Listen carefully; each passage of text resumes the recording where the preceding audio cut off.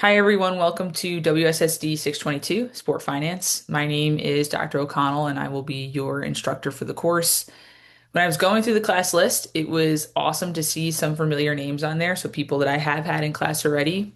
Hello again. Long time no see for some of you. Just had you in the spring. We had a month off, a little bit of a break. Hopefully, you had the chance to recharge, rest, or get some work done in another course or another area of your life. For those of you that I have not had the honor of meeting yet, I want to say hello, welcome to Millersville, welcome to the graduate program, welcome to this course, whatever category that you fit into. And I'm looking forward to getting to know you and getting to know everybody in the course, obviously, as we talk about one particular topic, and that is sport finance. So, the purpose for this video today is to provide you with a broad overview of the course itself. Because this is a 5 week course, basically what we're doing is taking a full 16-week class that would be offered throughout one semester and condensing it down to a 4 to 5 week period. So you'll be earning 3 credits within this time period. So my job as an instructor is to support you throughout this process.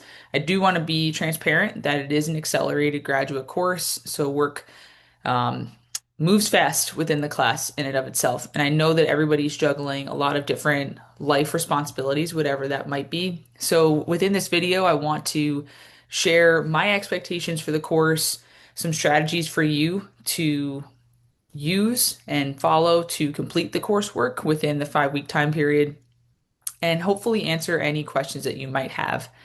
Let's say I don't get to any questions that you might have specifically. Always feel free to reach out to me over email. I'm going to share my email a bunch of times. Chances are you were directed here because of an email that I sent you through D2L or through your Millersville email address. Always feel like you can reach out just because this is a 100% online asynchronous class. I don't want you to think that that doesn't mean that we won't have the chance to connect with one another, whether that's through email. If it's easier for you to set up a Zoom, I'm more than happy to do that too, and we can chat face to face. Okay, so for us to guide our conversation here, I'm actually going to share just a PowerPoint so you can see some of this visually as I'm talking through different components of the course. So obviously you are enrolled in WSSD 622 Sport Finance. This class runs from June 8th to July 10th. So just about a 4 to 5 week time period. And this class obviously has a lot to do with different financial management aspects within sport in and of itself. So I always like to start out just trying to think about the ways that we've already interacted with a lot of these concepts already. So let's bring up some movies. If you've seen Moneyball, you know that the core purpose of this movie is trying to use different forecasting, aka different analytical techniques, to work within a low budget and maximize the potential within a particular team. If you've seen Field of Dreams, one of the best sports movies of all time, this is all about cash management and trying to figure out how to build a new stadium with minimal funding. If you've seen Bring It On or Gran Turismo, these two movies in particular are all about fundraising and sponsorship. So all of these different themes, obviously they have different tones and storylines within the movies, but these concepts still within sport finance that we're going to be learning about actually have been pretty present not only in news articles but also in pop culture. So our objectives for today, I have three. The first, to discuss expectations of the course. The second, to describe assessments and course layouts on D2L. And the third, to share best practice strategies for completing the course. What I'm going to do at this point in time is actually flip my shared screen over to our D2L page. And here you can see we're in the course here, WSSD 622.50A, Sport Finance Summer 2026. And right now on the left-hand side of the screen are different modules. So the home base for our course is located in the Start Here module. So if you have any questions generally about the course, this is where you would click in to see. Chances are you've already clicked in because the video will be here. Obviously, I'm recording the video right now, so the link isn't there right now. But you have your syllabus here, as well as some of the course assessment descriptions and instructions for two of your major assignments here. Everything else will be located in the individual unit modules. So as you're going through and you're listening to me speak about these different topic areas, what I actually encourage you to do is click on the syllabus, have it downloaded or open up in another window, And what you can do is read through as I'm talking about these different topics because I'm kind of moving through the syllabus in an abbreviated fashion. I do expect you to read through the syllabus on your own. That way, then you can be prepared and know what's expected of you and what generally the due dates are for the course for this particular summer session. Okay, I'm now going to flip my shared screen again, and now we're back here. So first, just a little bit about me. I'm actually just wrapped up my third year at Millersville. I previously coached college basketball for 7 years. This is actually one of the last teams that I coached. They had an awesome personality, if you couldn't tell by this picture, but that's me right there with the red arrow pointing up there. This is when we made the NCAA tournament. At this game, we actually hit a buzzer beater to make it to the Sweet 16, which was awesome. So, what I try to do and bring to the classroom space, even in online settings, is try to make the concepts that we talk about feel very real, practical, and meaningful for you. So, I do the best that I can to bring in real world examples. You'll see in some of the assignments that I reference that I've worked with people who occupy different positions within sport management to make this information relevant for you no matter what professional interests you have or professional role that you currently have or would like to have in the future. So, as I introduced myself before, I go by Dr. O'Connell. I use she, her pronouns. You'll see me sign off sometimes emails or different announcements, Dr. OC or Dr. O. All of that is totally fine with me. My email address is on the screen. Again, you'll be seeing this in multiple different areas of the course, and you'll be getting emails from me, a lot of email reminders from me. So I apologize in advance for badgering you. But as I mentioned before, feel free to email me to ask questions. There's no such thing as a dumb question. If you want to talk over content or if you want to set up time to chat over Zoom, just reach out. I'm here for you. Now let's get into the course description. So this is actually on your syllabus here. And as you're reading through this on the screen, what I'm hoping that you're seeing is that the primary objective is to provide you all with an improved understanding of sports related finance issues. So we have 5 weeks to be able to take what you know already about sport finance, and I believe that all of you know something to do with it at this point, right? No matter what that particular your area of interest or expertise is in, and to really level that up within this time period. So within the course, you can expect to expand your skills within financial analysis, learning more about different ratios, calculations, applying that within assignments, and then also developing an appreciation for the importance of financial planning. Because all of that impacts how you make decisions within the sport industry. Every decision that you make within sport has ripple effects and affects other people. And finance certainly does that. So here are some examples of how this has been happening recently. So you see up here, the University of Arizona announced a $60 million plus naming rights partnership within stadiums. This is something that a lot of Division One, especially Power Four schools, are going to be pursuing more because of the House versus NCAA settlement and the direct payments to student athletes. Now, university athletic departments have to find a way to add $20.5 million to their budget. So they need to create new revenue streams. This is one way that the University of Arizona is pursuing this. We'll also talk about ticket sales in the course as one segment within the sports economy. Chances are you might have been hearing about this too, especially with the World Cup happening here in the US this summer, and different ticket sales opportunities, whether that's in different pockets of the US or different pockets of North America. Some are surging, some are not, and perhaps why that's happening. The other two items you'll see that we will discuss are related to capital budgeting, capital wealth, and capital fundraising. So that's related to fundraising and developing a management plan for a large purchase, a large facility. A lot of times this happens in the US for sports stadiums, so we'll be talking about that. And then lastly, we'll talk about really great accounting principles. These are called GAAP accounting principles.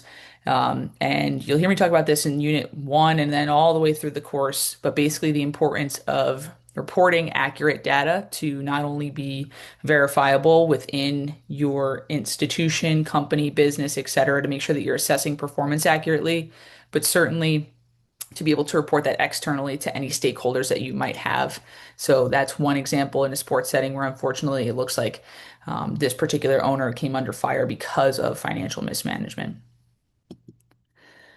As we move forward, I read this before every class, and I want to make sure that you can see it here up on the screen. This is my statement of inclusion that's listed on the syllabus. And I really want to reiterate as you're reading through this on the screen that I am truly committed to using an active, visible, and intentional approach that respects and supports who you are, your identities, your thoughts, your perspectives, your experiences. And I recognize that everybody's going to be coming in to this classroom in this virtual space with a bunch of different backgrounds and experiences. My intention is to be able to leverage that as a source of strength and also as an opportunity to learn not only from each other, but also for us to learn from one another as well. So, if you've taken a class with me before, you know that I am really big on feedback and I welcome feedback. So, I expect, though, within that process that we treat each other with respect throughout that, whether that's in emails, discussion forums, etc. That way, then we're all in a space where we feel comfortable to learn and learn a lot within 5 weeks. So what you will need for the course, you will definitely need the course textbook. This is a screenshot of the cover of Sport Finance, the fifth edition. You can see up on the screen, it's also in the syllabus, the authors and the title, where you can potentially purchase this through the publisher. You definitely will need the textbook for the class because your quizzes, your exams, discussion posts, etc., are based off of the textbook. So, what I recommend doing is doing whatever works best for you. So, for some people, you're looking at trying to find the cheapest option, which is totally fine, whether that's an ebook or a hard copy, absolutely fine, as long as it's the fifth edition. Other people might prefer having a hard copy or an ebook just because of it's easier to transport, easier for you to read. So, I'm totally fine with any option. Anything else that you need for the course will be shared on D2L. However, you will need the textbook. So I recommend purchasing that if you haven't already to make sure that you are ready to go because your first assignments are coming up in just a few days. One other resource that you will need for the course is Microsoft Excel. Some people on their computers already have the Microsoft Office suite, so Excel, Word, PowerPoint, etc. If you have that, great, you can use it. If you need access to Excel, there are instructions on the syllabus for you how to access that direct you how to access Microsoft 365. If you obviously we're all Millersville University students here, so we all have access to Office 365 through your web browser and through your Millersville University account. And that pretty much mimics what the desktop application of Microsoft Excel is. You'll hear me talk about this in the spreadsheet analyses videos, and that's Apple Sheets. I don't recommend using that because the instructions won't necessarily align with it. Also, the formatting will kind of get messed up when you save it, and D2L will only accept file formats that end in .xls or .xlsx, and that's done through Microsoft Excel. If you have any questions about that, reach out, but there are a bunch of different resources for you on there as far as how to access that and ways to help you navigate using Excel.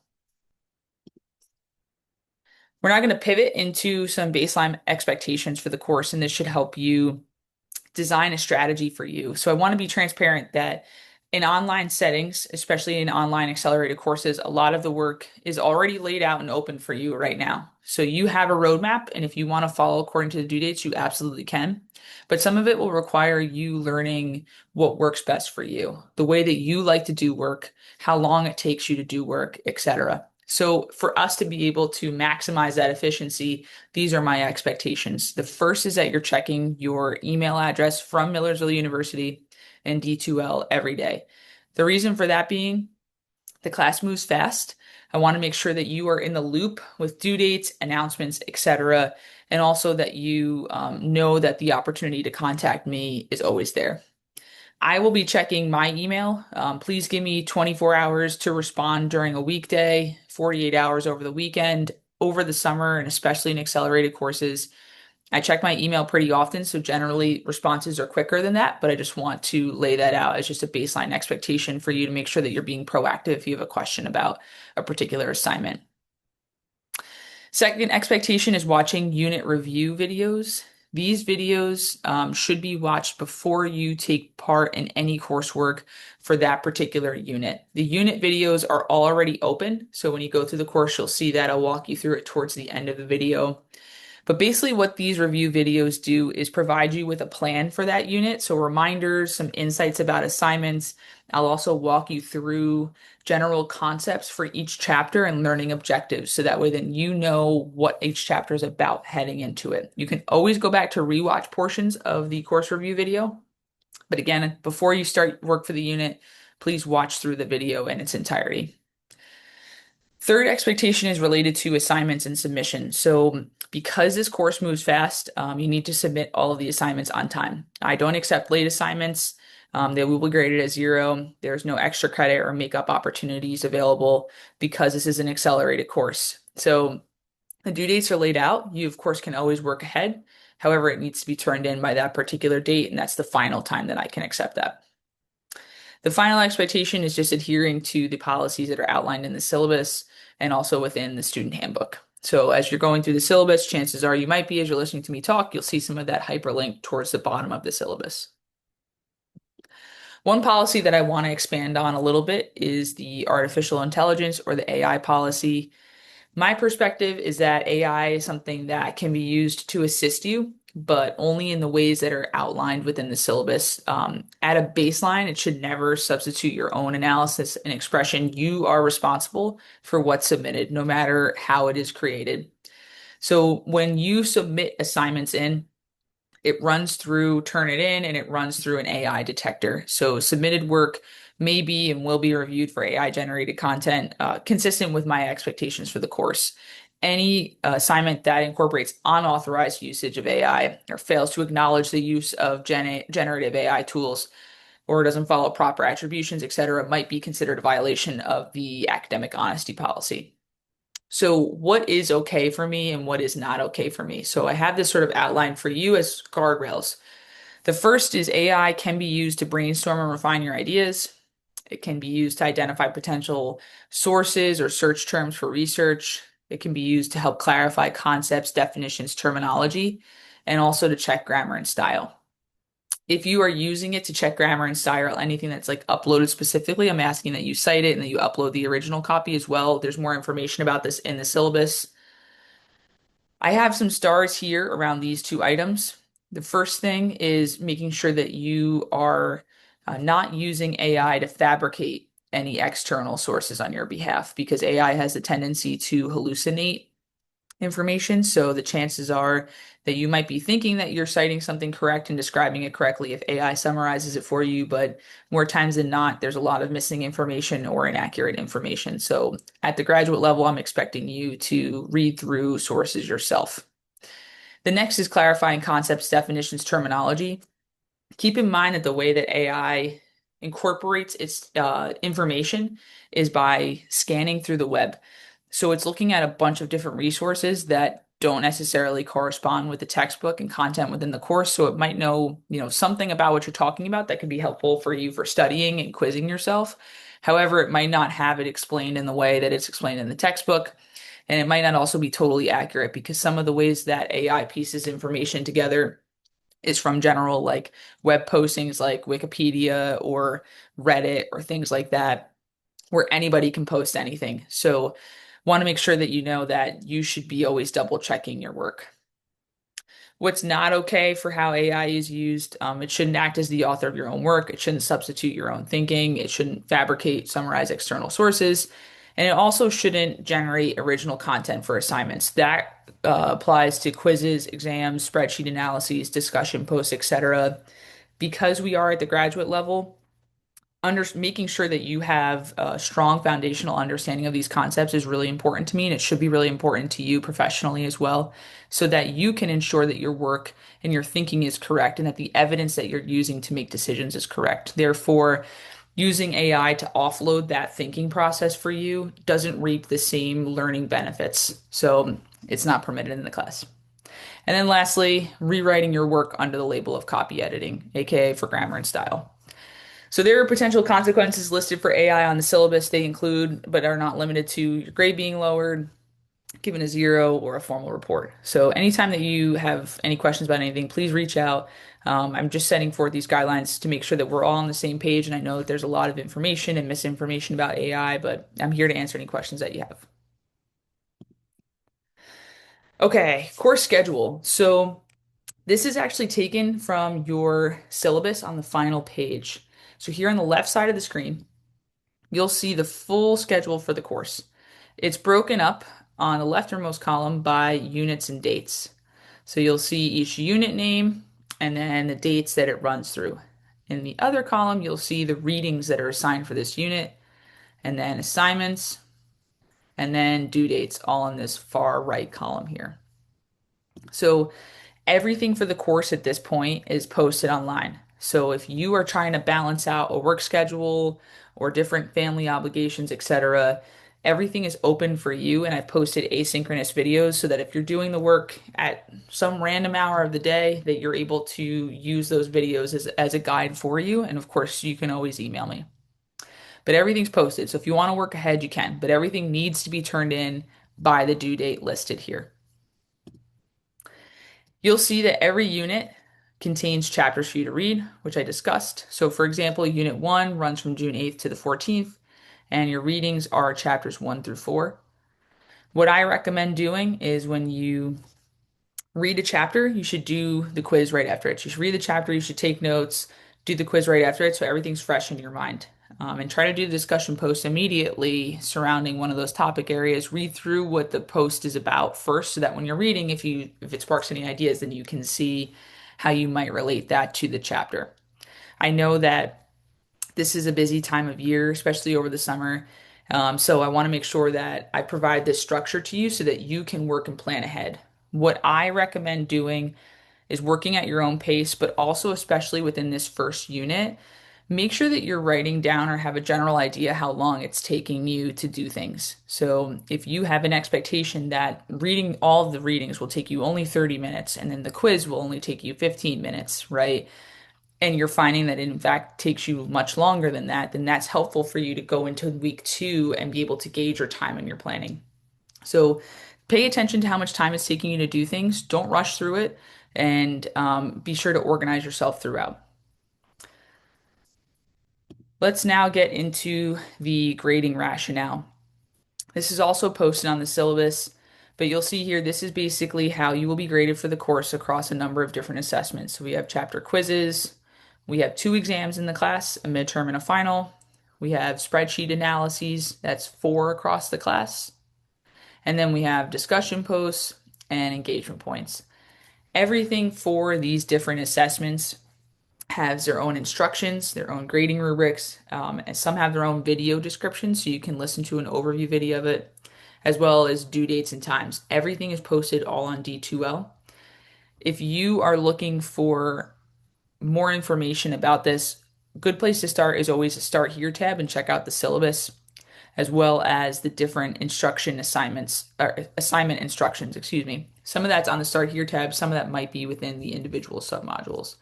What I'm now going to do for the next part of this video is walk us through the different assessments here so that you have an idea of what they consist of. Okay, so the first two that we'll discuss are quizzes and exams. So quizzes are worth 15% of your grade, and exams are worth 35% of your grade. Midterm and final are equally weighted. So first for quizzes, there is one quiz per chapter. Quizzes for all chapters within one unit are due on Sundays. That doesn't mean that you have to wait until Sunday to do it. Again, as I recommended before, as you read through a chapter, I recommend taking notes and then taking the quiz while everything is still fresh in your memory. Question format that you can expect: true, false, multiple choice, multi-select. There is no time limit for the quiz, there is just a due date and time. What I recommend doing for that is making sure that you have submitted everything by the due date and time. So that way then you're not locked out if you click into it at 11:58 and then the due date is at 11:59. When you submit your quiz, what you'll see is some type of screen like this. So you'll see your work has been saved and submitted, and then you'll see an attempt score. You will not be able to go back in and see which questions you've gotten correct or incorrect. Those pieces of feedback, excuse me, will be posted once the unit closes. So for example, once unit 1 ends on Sunday, you'll see everything open up for you once unit 2 begins the next week. So you'll get an idea of what your score is, but then it will be updated so that way then you can see the individual feedback once the unit closes. Let's chat about exams. So there's two exams. These exams cover different portions. Midterm covers everything in the first part of the class, so the first 2 weeks, chapters 1 through 7.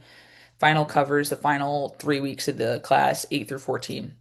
Question format's going to look pretty similar to the quizzes. You can see the types of questions up on the screen: matching, true, false, multiple choice, multi-select. There's also not a time limit for the exam, just a due date and time. Very similar to the quiz, I recommend completing the exam before the due date and time so that way then you're not locked out. Similar to quizzes, once it's completed, you're going to see your attempt grade as well as the successful submission message. Feedback will open up once everybody completes taking the exams. Now comes to the part of the video. If you're reading through the syllabus, there was something that was bolded, italicized, had stars around it. This is that announcement for you about this special announcement. So this pertains to skeletal outlines. Every chapter you'll see on D2L has its own skeletal outline. Basically, what this is a framework for note taking for you as you're reading through the chapter. I've designed these to help you summarize the chapter as you're reading through. And that way, then you have structured notes to take quizzes with and to help study for the exams. These are basically designed to help you learn the chapter and actively prepare. Quiz questions, exam questions are based off of the skeletal outlines. So basically, the purpose behind this, especially in an accelerated course, what the research shows is that when we can actively engage with the material that we're learning, especially in online settings, we're more likely to retain that information. So it's a benefit to you, not only professionally, but also academically. Here's where the bonus opportunity comes in for us. So if you submit the skeletal outlines, all skeletal outlines within 1 unit, you can earn bonus points towards the midterm or towards the final exam. Your outlines can be typed or they can be handwritten. They do not need to be full length formal paragraphs or anything like that. They are your notes. So I want it to be written in enough detail to know that you've read and paid attention to the readings. However, they don't need to be in perfect paragraph format, double spaced, anything like that. If it is handwritten and you're taking pictures of it, what I'm going to ask is that your handwriting is clear and the photo isn't blurry, so that way then I can see. And really, that's up to you to figure out what works best for you. So again, everything within the unit, if you complete each skeletal outline, then you will receive bonus points for that. So here's what this will look like. For the midterm exam, there are 6 bonus points available. In Unit 1, there are 3 points on the line. In Unit 2, there are 3 points on the line. So, for example, in Unit 1, there's chapters 1, 2, 3, and 4. If you complete the skeletal outlines for chapters 1, 2, 3, and 4, you will earn 3 bonus points. What you'll do is take all those notes together and you're going to email it to me by the Sunday at 11:59 p.m. of that Unit 1 closing, and then you'll earn the 3 bonus points towards the midterm exam. Again, all the outlines within that unit have to be submitted for you to earn points. So if you're only submitting chapters 1 and 2, unfortunately, you won't earn the bonus points. Everything needs to be submitted for that. So here's how this will look for you. For the midterm and for the final, I will provide reminders of this within the unit overview videos and written announcements that you'll get in emails and things like that. So let's get into a little bit of frequently asked questions. One, are the skeletal outlines optional? Yes, they are 100% optional. You are not required to complete the skeletal outlines. They are designed to be a guide for you as you're reading through the chapter, serve as a study guide for the quizzes and exams. They don't need to be filled out perfectly. However, I do recommend that they are completed. For some people, this is a great tool and helps them as they read and learn. Other people might not have enough time to complete them, or it might not work for them. So you are not required to submit the skeletal outlines. They are totally optional. Second question, can I earn bonus points for the midterm exam submitting just the Unit 1 skeletal outlines? Yes, you earn points based on what you submit. So going back to here, let's say you start off this week and you do the outlines for chapters 1, 2, 3, and 4. That would check off and earn you 3 points towards the midterm exam. Let's say next week, life is totally crazy for you and you can't do the skeletal outlines for Unit 2. That's okay. You won't earn the points for that unit, but you will still get 3 bonus points towards the midterm exam. So you are basically earning points for the work that you do. Third question that I get a lot is, do I submit the skeletal outlines one by one? I'm actually going to ask that you wait and hold on to those outlines until all of them are completed for one unit, and then you're going to submit it in one email to me Sunday, 11:59 p.m. Any outlines that you submit after that time point won't count, but they are good for you to reference. You'll hear me in the videos talk about if you didn't do the skeletal outlines, they're a good starting point for you to look at what you'll need to know for the exams. So what I'm going to do after as you submit your outlines for a unit is I'll keep track of your bonus points and then I'll add that to your exam grade to reflect the additions. Okay, I think that wraps up our first two assessments. Now we're going to move to the next one, and that is spreadsheet analyses. So, as I alluded to before, there are four of them throughout the course. The material for these particular assignments aligns really closely with what we've spoken about. I've worked with different sport management professionals to create a realistic and practical assessment of something that you might do in the field. So you'll see this throughout each assignment. The first assignment for the spreadsheet analyses, it provides a refresher on different Microsoft Excel skills. So if you've never used Excel before, it's a great, obviously, entryway for you. If you haven't used Excel in a while, again, great way to get reacquainted with the material. So the thing about the Excel or the spreadsheet assignments, I have a number of resources posted for you under the resources module on D2L. These are some of them. So how do I access Microsoft 365 if I don't have this app on my computer? How do I upload a workbook to Microsoft 365? There's a video tutorial there that you're going to be watching in analysis number one. And then I've also created a quick reference guide for different formulas and functions for you. So all of that is under the resources tab. These assignments are due Sundays, 11:59 p.m., with the exception of the final spreadsheet analysis that's due on a Friday, but you have an extra week to work on that. As far as timing goes for these assignments, what I would expect is anywhere between an hour and a half to 2 hours to complete the assignments. You'll hear me talk about some more specific things within each assignment video as I provide an overview. But in general, as I mentioned before, kind of keep track in the back of your mind how comfortable you are with Excel. If you're new to Excel, it might take you a little bit longer to get through things, or if an assignment is really heavy on data entry, it might take you a while. So take a look at the assignment and then use your own judgment as far as how long it might take you, and you'll hear me talk about a suggested guideline length. Apply your own lens through that. Now let's go ahead and talk about discussion posts and reply posts. These are worth 20% of your grade. Initial posts are weighted at 15%, and then replies are weighted at 5% of that 20%. So there are four discussion threads throughout the course. Basically, what you'll do is click into each thread and you'll respond to that prompt. That's due on Fridays by 11:59 p.m. Then your reply post, you're required to reply to at least two discussion posts within each case, and that's due on Sundays. So the instructions and rubric for this are under the Start Here tab. I'm actually going to go ahead and flip my screen here so that you can see. So first, I'm in the Start Here tab, and then when you scroll down, you'll see Discussion Posts, Instructions, and Rubrics. So you can click into this and read here. The final page contains the rubrics. And then let's take an example of where the discussion post would be within Unit 1. So I'm in Unit 1 right now. As I scroll down, I'm in Discussion 1, and you'll see different writing for you here. So you would just click in and write in your response there. Start a new thread. Okay, let's go back to the PowerPoint.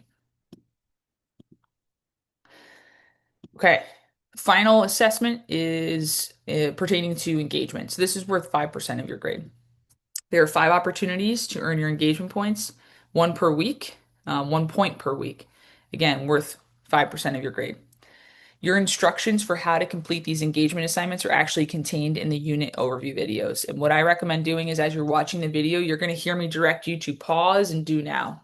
So I recommend doing it then and now while it's fresh in your mind to cross it off of your list. Oftentimes they're kind of building off of one another, or they're asking you to connect and discuss the material in a different way.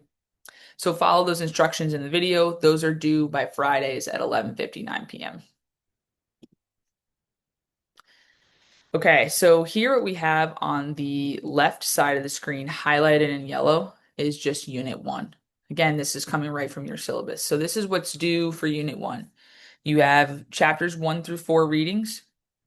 You have your first two assignments that are due this Friday, and that is your discussion 1 initial post as well as your engagement number 1.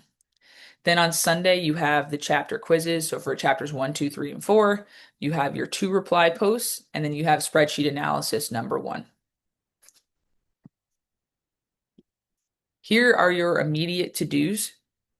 First thing would be to review the Unit 1 overview video, complete Engagement 1, which is discussed in that unit overview video, and then get to work reading the chapters 1 through 4, for Unit 1 to begin to complete your coursework. Before we wrap up our video, what I'm now going to do is flip my share screen again back over to our D2L and kind of review where you can find certain things. So I already spoke about the Start Here tab, and this is our home base. I'm now going to go down to the Resources tab.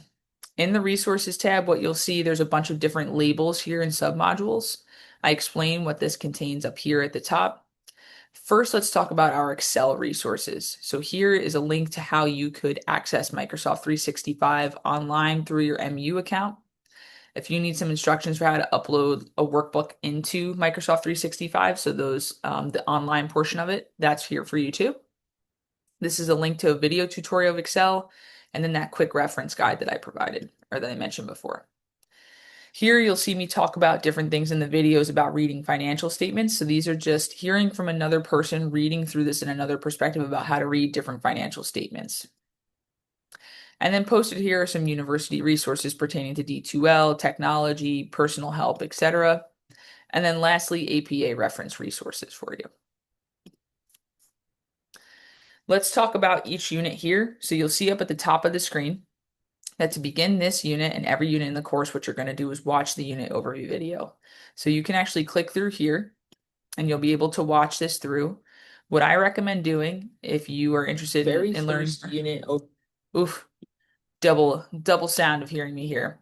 So what you can do, you'll see you're going to watch through the full video, but then there's different markers here. So these are just different chapters for you. What I've done here is lay this out within the video bars, but also actually here as well. Quick links for you.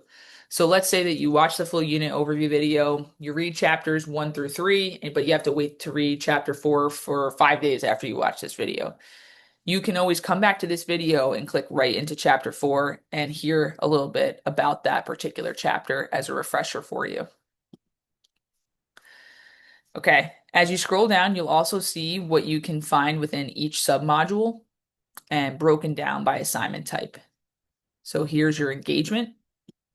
Here are those skeletal outlines that I spoke about. So that's what you would download, type in, or print out to handwrite in. Your discussion, which we already spoke about. Chapter quizzes. And then, oops. There we go. Your spreadsheet analysis number 1. Everything that you would need to know how to complete it. I've tried to lay out here instructions that are written to make sure that it's clear for you as well. And then this is where you would upload it once completed. This is mirrored throughout all of the units. So if you're working ahead or as you're pacing yourself throughout it, you do unit overview video and then each corresponding component here for every single unit of the course.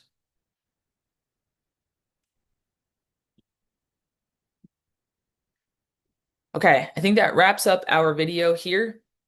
If you have questions for me that I did not answer for you in this video, please feel free to reach out to me.